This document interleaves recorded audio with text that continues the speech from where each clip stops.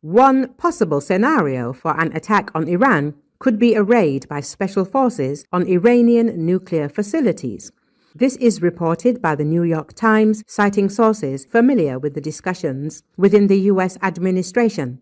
According to the publication, the White House is considering not only air and missile strikes, but also special forces operations against Iranian nuclear facilities that have not yet been destroyed. In recent days, Donald Trump and his advisors, as the New York Times notes, have been discussing options for significantly more ambitious actions than those previously discussed. The stated goal of such scenarios is to inflict serious damage on Iran's missile and nuclear programs, as well as to potentially weaken the institution of the country's supreme leader.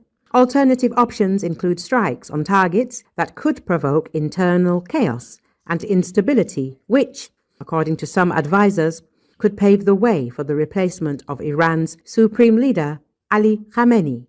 Israel, in turn, insists on its own approach, which involves a large-scale joint attack with the United States on the Iranian missile system. U.S. President Donald Trump is considering options for launching airstrikes against Iranian leaders and security officials, as well as nuclear facilities and government institutions. People familiar with the matter told CNN.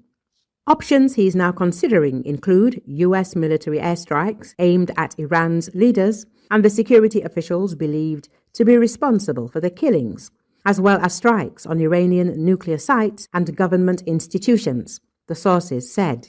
Iran's nuclear chief said that if Iran's nuclear sites have been bombed and destroyed, the International Atomic Energy Agency has no grounds to demand continued oversight.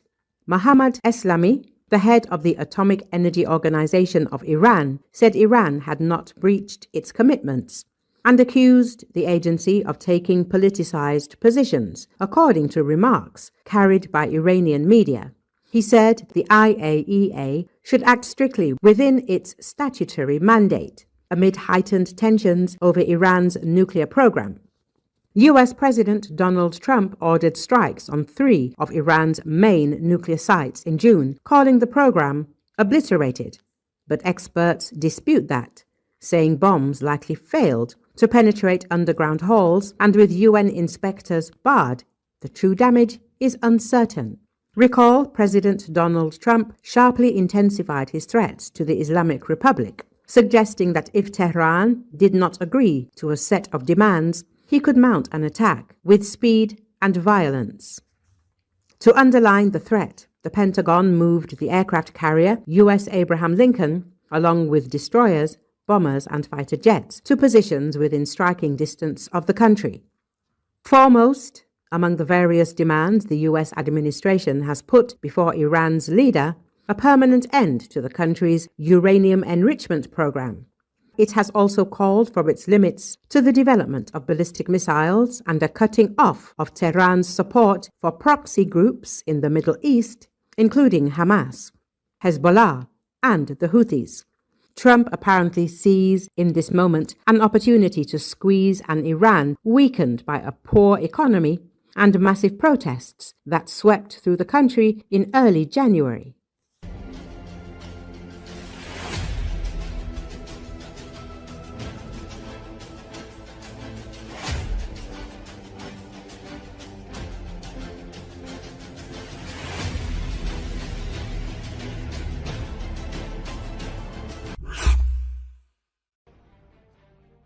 As reported, after 47 years, Iranians have had enough of the suffering and are demanding a change. In this case, Iranian reformists, long seen as a stabilizing pillar of the Islamic Republic, privately urged Supreme Leader Ali Khamenei to step aside, crossing a red line by calling for the removal of the regime's ultimate authority. Euractiv has learned. It is noted that leaders of the Reform Front, an alliance of reformist parties and groups, convened an emergency meeting, according to people familiar with the meeting.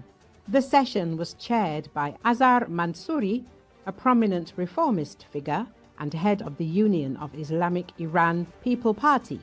Euractiv says that the meeting was held at the headquarters of the Islamic Association Party of the Iranian Medical Society. The meeting was marked by heated debate over the regime's violent crackdown on demonstrators, which, according to some estimates, may have left as many as 30,000 Iranians dead. At the conclusion of the meeting, senior reformist leaders agreed on an unprecedented step, issuing a public statement calling on Khamenei to relinquish power, resign from office, and oversee the creation of a transitional governing council to replace him. Recall, former regime president Mohammad Khatami is again promoting the long discredited notion of reform from within the system, warning ominously that Iran itself will be destroyed if the current order persists. These claims have been repeated so often over the years that they no longer even function as propaganda. A society that has lived through repeated failures of reform no longer hears these warnings as compassion or foresight, but as a desperate attempt to rescue a regime standing at the edge of collapse. The reality is that the regime's supreme leader, Ali Khamenei, and the power structure under his control face a multi-dimensional crisis, and such rhetorical maneuvers are neither capable of resolving it nor of intimidating a population that has already crossed the threshold of fear. In this case, Euractiv says that Azar Mansouri was tasked with urging the supreme leader to transfer his authority to a temporary transitional council and to call on senior office holders to step down.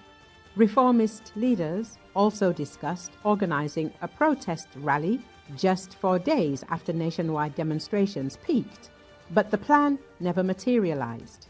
Iranian authorities learned of the proposed statement and issued what participants described as severe threats against reformist leaders, preventing its publication.